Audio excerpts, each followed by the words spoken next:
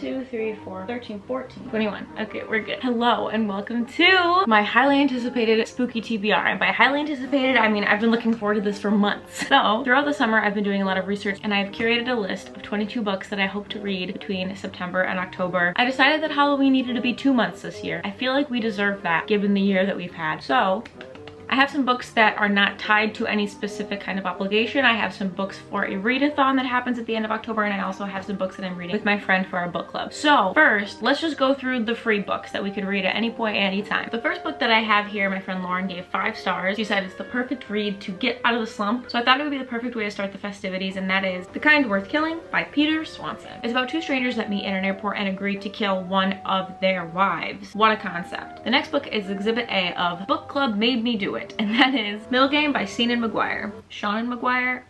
I'm sorry. Lala said that this was her favorite book of 2019. We've got 2 twins. One is good with numbers, one is good with languages. Neither of them are humans, neither of them are gods. Question mark? Not entirely, not yet. We shall see if it meets the hype. Next, Howl's Moving Castle by Deanna Wynne Jones. Our protagonist falls under a horrible spell from a witch that transforms her into an old lady, and the only chance of breaking it lies in the castle in the sky.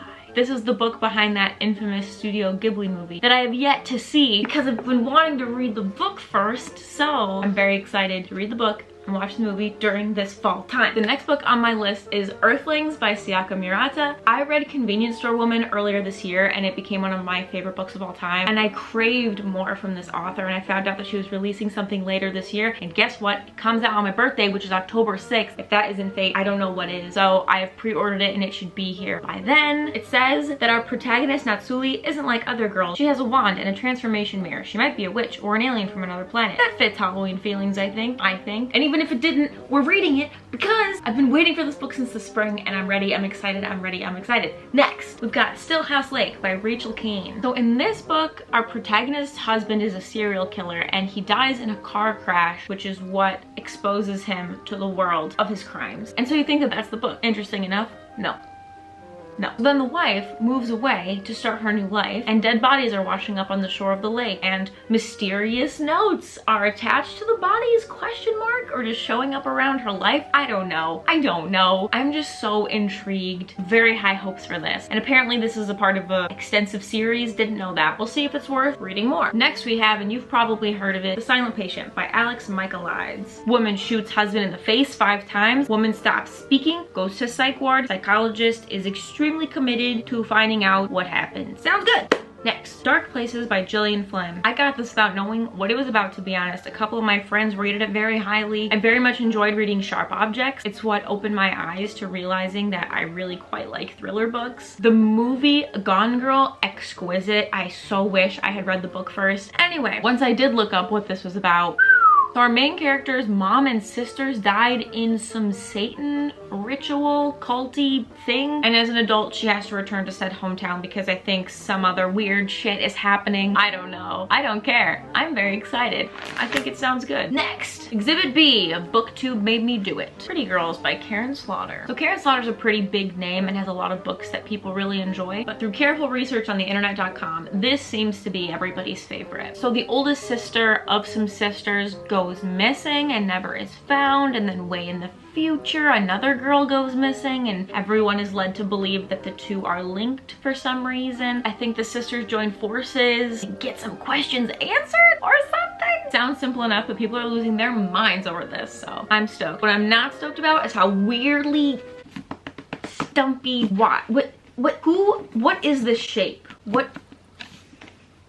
Next, please hype me up for this next one because I'm endlessly intimidated by it. House of Leaves by Mark Z. Danielewski. This author is known to me as writing things in a more experimental way, and by experimental I mean participatory, interactive kind of books. I read some of his book Only Revolutions, where it was multi-perspective, but you had 2 bookmark ribbons and you would flip back and forth and it would tell you when to flip the book to read from the other perspective. And this is similar to that in that way. I hear that there are pages that you have to read in the mirror. Like there's poems, there's photos, the pages are all very different, and apparently it's scary as well. Haunted House, I think. It's a thick book, it's a tall book, it's a big book, and I've been putting off reading it because I haven't felt smart enough to read it. Snuff that. we're reading it. Next, The Graveyard Book by Neil Gaiman. I love Neil Gaiman so much. I have a Coraline tattoo. The two books that I've read from this man are sitting on my favorite shelf right now, Coraline and Ocean at the End of the Lane. And so when I found out that he had a spooky little Halloween ghost book, sold. When I ordered this, I thought it was a graphic novel because it has an illustrator, but there's just some pictures in there as well. This is a story about Nobody Owens, who's a perfectly normal boy, except he was raised on a graveyard by ghosts. I genuinely mean it when I say that I'm excited to read all of these books, but I'm particularly excited about this one because Neil Gaiman. I have saved the scariest book that has no commitments to any readathon or book club for last, and that is Capitalism, Realism. Is There No Alternative? By Mark Fisher. If the answer is no, this is the scariest book we've read all season. Now isn't it? Next!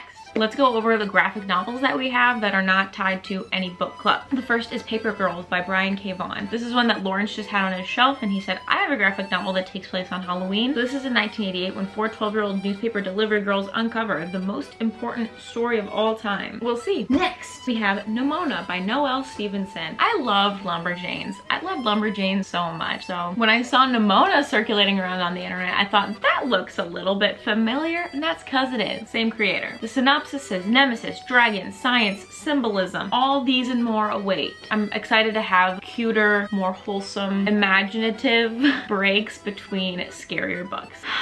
Next, we have the first and second volumes for Over the Garden Wall, because what is more fall than Over the Garden Wall? Fewer things, if not nothing, in my opinion. First, I would like to give a quick angry shout out to Belgian Netflix for removing Over the Garden Wall. Please bring it back. What are you doing? It's September. Ugh. I use this show to practice Dutch. I've watched it 20 times. However, I had no idea that they had graphic novels of these. There's one volume before this that takes place in between the episodes. There are no graphic novels that have the episodes themselves.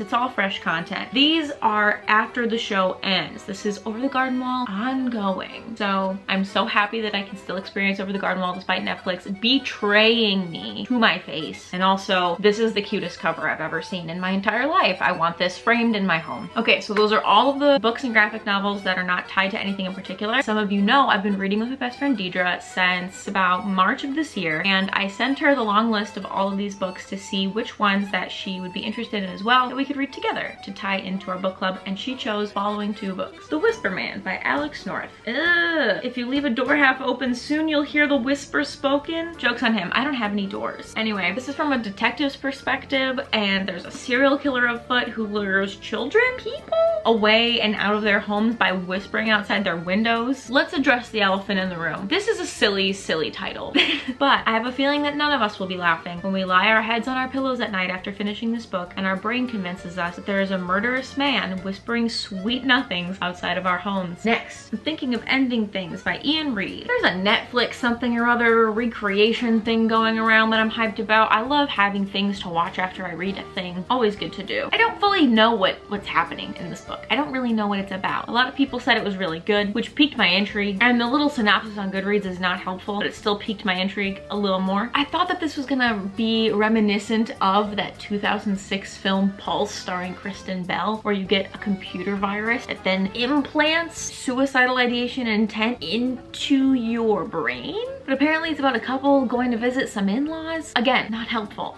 You will be scared, but you don't know why. Intrigue, not helpful. It's just a bunch of reviews. I don't think we're supposed to know what's happening. I don't care. I'm reading with my best friend. I'm excited. Next. Ooh. Seiji on YouTube is hosting a book club readathon situation at the end of October, and I'm so excited. She started her video roller skating around in a bat costume, which is everything you need and more. It's a readathon that's based off of a bingo card, and so you want to get bingo. By the time this was announced, I already had my list of books, and so I kind of just had to work with what I had, and so I have one way to get bingo and an extra credit point with these following reads. This is as close to a horror comic as I'm gonna get. If you know, you know. This is Johnny the Homicidal Maniac. Any bells? Anyone? So if you don't know what this is, you're either much younger than me, much older than me, or the same age but just didn't exist in the same internet spaces as I did in 2006, which is fine. My friend Michelle showed this to me when we were in middle school, and we would have slumber parties and stay up all night, peeing our pants laughing at YouTube dubs of these comics. It's created by Johan Vasquez, which is the same guy who created Invader Zim, and Invader Zim was also Michelle and my shit when we were 11. I'm so looking forward to going down memory lane and reading all this. I cannot begin to explain to you the emotions I felt when I saw this symbol in a Belgian comic book shop in 2020. I had no idea it was even in physical form. What are you doing here? Thank you for being here. Psyched. Next we have The Witch Boy by Molly Knox Ostertag. This book fulfills the bingo space for the LGBTQ author, and in doing research for this, I found out that the author of this book is married to the author of this book. Ah! I didn't know that going in. That's so cute. Ah! Anyway, so this book is about a world where girls become witches and boys become shapeshifters, but our male protagonist Aster is more so interested in witchery, which is forbidden. We're talking magic, Halloween-y feelings navigating the waters of gender norms. Fuck, cute. Yes. Next, please allow me to preface this next book by saying in this video, nor in any videos in this Halloween special over the next 2 months, will I ever burden you with jump scares, scary imagery, scary sounds, anything. No. So don't worry when I talk about this next book. You probably don't recognize what book this is based off of the cover, and I am so thankful for that. This is Ring by Koji Suzuki, the book behind that scary ass movie about the girl that crawls out of the well and murders you 7 days after you watch a videotape. I've seen that movie a handful of times when I was a child. I don't know why. Now I have those super cute images in my brain, and so when I ordered this book, I was having nightmares every single day up until it arrived. However, instead of following a mom and her son in this book, we follow a journalist and his predatory friend, and said predatory friend has led a lot of people to reviewing this book in saying that the only thing scary about this book is the men. So probably not the best read for a readathon all about inclusivity and diversity and good things, but it's still written by an author from Asia. Misogyny, but make it diverse. I'm still pretty scared of this, to be honest. I'm very, very afraid. I was having nightmares with 15-year-old stale images in my brain, so can't wait to unearth more of those memories. Next, the last point on my bingo space is to read a book that has been translated. This is Let the Right One In by John. I did the little face. And there you have it. There are people going missing in this town, and then when they find their bodies, they are drained of all of their blood. So it's like a vampire movie book. And if I understand correctly, the boy that we're following throughout this book befriends one of the young vampires. And so it seems kind of gory, kind of adorable, kind of scary, kind of sweet. I don't know. Lawrence said that this is one of his favorite horror movies, the original Swedish adaptation. And so I'm gonna read this, and then I'll try to watch that. I don't know. I haven't seen a scary movie since Strangers in 2009, because I realized I don't have anything to prove. Next, this is my extra credit book, Home Before Dark by Riley Sager. On the bingo card, this is read a book with a green cover. I've seen this book doggone everywhere. Everybody's talking about it, and I just gotta read it so I can know what all the hype is about. It's a haunted house story, and it's really good, and that's all I know about it, and that's all we need to know about it, and that is all of the books that I hope to read between September and October. Have you read any of these books? Do you have any favorites? Did you have any that you didn't like? Let me know. I wanted to get this TBR out as soon as possible, so then if you wanted to get any of them, find them at your library, any of those things to read, there would be ample time to do so. Some of these books I ordered online, some of these books I already had, some of these books were on Lawrence's show. It's been a fun